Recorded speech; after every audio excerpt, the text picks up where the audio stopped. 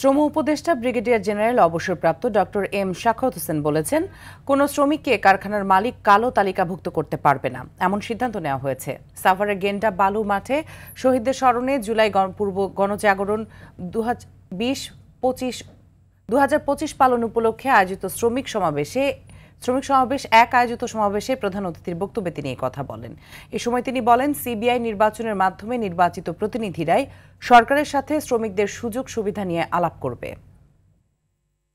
আমরা অত্যন্ত শিথিল করেছি এবং কোনো শ্রমিককে কোনো মালিক কালা তালিকাভুক্ত করতে পারবে না, এটারও সিদ্ধান্ত নেওয়া হয়েছে।